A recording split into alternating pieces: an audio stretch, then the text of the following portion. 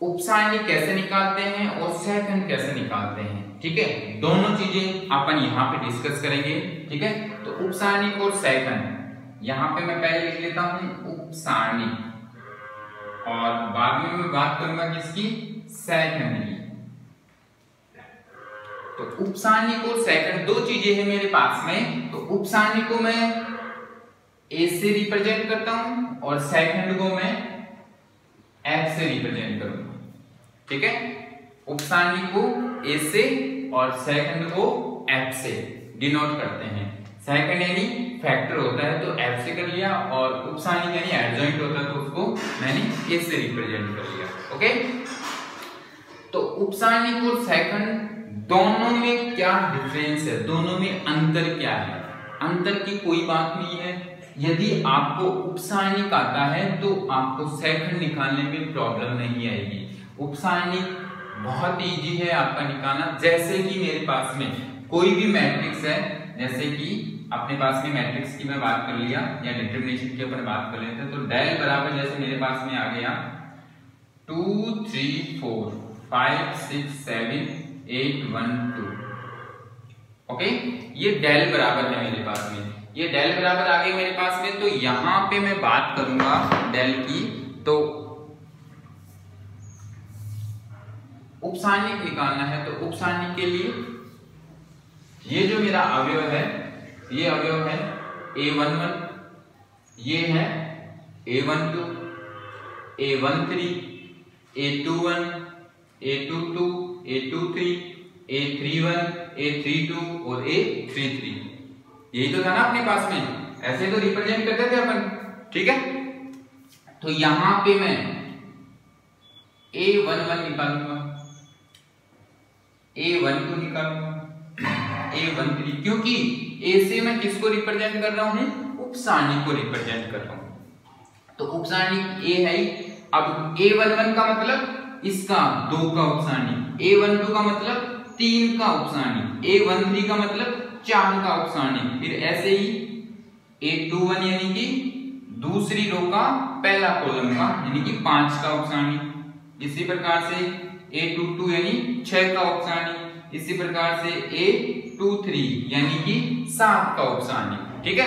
यहां तक निकालूंगा, इनका भी आराम से सेम टू सेम उसी प्रकार से होगा। तो मैं बात करता हूं, पहले अपन कंसेप्ट की बात करते हैं कि निकालते किस प्रकार से। तो a11 की बात कर रहा हूं, सेम टू सेम a22 भी आएगा, a21 भी आएगा, a31 भी, a32 भी, जो भी होगा आपके पास में सेम टू सेम उसी प्रकार से उसका अपन क्या निकालते हैं, उपसारणिक निकालते हैं। तो उपसारणिक निकालने से पहले मैं बात करूंगा कि आपको वही सिस्टम बात है कि 3 इंटू 3 का यदि आपको मल्टीप्लाई आता है, यदि आपको सारणिक का मान निकालना आता है, तो उपसारणिक में आपको कोई भी प्रॉब्लम नहीं आएगी, ठीक है। तो यहां से मैं a11 की बात करता हूं, तो ये a11 है मेरे पास में, इस a11 की मैं बात करूंगा। तो यहां पे a11 यानी 2, तो वही सिस्टम है, इसका रो और इसका कॉलम दोनों छोड़ दो, जो बच रहा है वही इसका उपसारणिक हो गया। तो बच रहा क्या है, 6 7, 1 को 2 गुणा कर दो, 6 को 2 से गुणा करोगे 12 माइनस 7 को 1 से गुणा करोगे 7, तो 12 में से 7 जाएगा 5, इसका उपसारणिक आ गया। मतलब उपसारणिक और सारणिक दोनों में क्या डिफरेंस है कि सारणिक का जब मैं मान निकालता हूं तो इससे भी मल्टीप्लाई करता हूं, ये 2 है, यदि आपको मान निकालना है तो इस 2 से और मल्टीप्लाई करता हूं। लेकिन उपसारणिक में इसे 2 से मल्टीप्लाई नहीं करना, मतलब जिसका भी आप उपसारणिक निकालते हैं उसका रो और उसका कॉलम छोड़ दो, जो आपके पास में 2 इंटू 2 का सारणिक बचता है उसको क्रॉस मल्टीप्लाई कर लो, वही उसका क्या कहलाएगा, उपसारणिक कहलाता है। यहां पे मैं बात कर रहा हूं a12 की बात कर रहा हूं, तो a12 का जो सिस्टम है मेरे पास में, तो वही सिस्टम है a12 का भी। a12 है वो है मेरे पास में 3, तो 3 का कॉलम और 3 की रो छोड़ दिए दोनों। अब बच गया 2 इंटू 2 का 5 7 8 2, तो वही 5 को 2 से गुणा करोगे 10 माइनस 8 को 7 से करोगे 8 7 56, कितना आ गया -46। समझ में आ रहा है, कोई प्रॉब्लम? तो उपसारणिक क्या होती है, जो भी जिस भी एलिमेंट्स का आप उपसारणिक निकालते हो तो उसका रो और कॉलम छोड़ दो, वही उसका क्या कहलाएगा, उपसारणिक कहलाता है। ओके, ये मैंने आपको डिफाइन कर दिया है। अब मैं डायरेक्ट आपके पास में वैल्यू लगाऊंगा, ठीक है। 4 का निकाला तो रो और कॉलम छोड़ दिया तो 5 एकम 5 माइनस 8 6 48, ठीक है। कितना हो जाएगा, -43। A21 यानी कि 5 का, तो इसका रो, ये तो इसका रो, ठीक है। रो और कॉलम छोड़ दिए तो 3 4 1 2, 3 दूनी 6 माइनस 4 कितना 2, इसका निकाल लो तो कॉलम रो 2 दूनी 4 माइनस 8 4 32, तो कितना -28 हो जाएगा। A23 की बात करूं तो ये सिस्टम आपके पास में, तो ये रो और ये कॉलम बच गए क्या, 2 माइनस 24 माइनस 22। समझ आ रहा नहीं आ रहा, कोई प्रॉब्लम? सेम टू सेम आप ये भी निकाल सकते हो, ये भी निकाल सकते हो, ये भी निकाल सकते हो, वो का वही सेम टू सेम चलेगा। अब सेकंड की बात कर रहा हूं मैं यहाँ, ये तो हो गया मेरे पास में उपसारणिक। ओके, अब मैं बात कर रहा हूँ सेकंड की। सेकंड को मैं डिनोट कर रहा हूँ F से, ठीक है।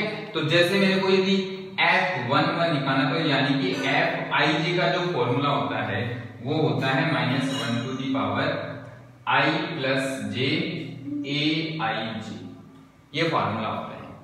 इस फॉर्मूले को मैं समझा देता हूं अभी।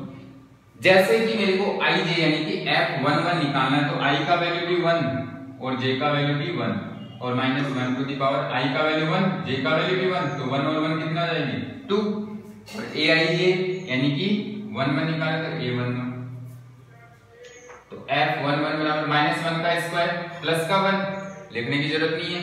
a11 का वैल्यू कितना है 5, आंसर आ गया आपका। F11 का वैल्यू है वो कितना आ गया 5 आ गया। इसके बाद में मैं बात करूं F12 की, तो वही -1 टू दी पावर 1 और 2 3 और a12 -1 की पावर 3 माइनस का होता है, और a12 का वैल्यू -46, तो -46, तो माइनस और माइनस क्या हो जाएगा प्लस का 46, तो F12 क्या हो गया मेरे पास में प्लस का 46 आ गया।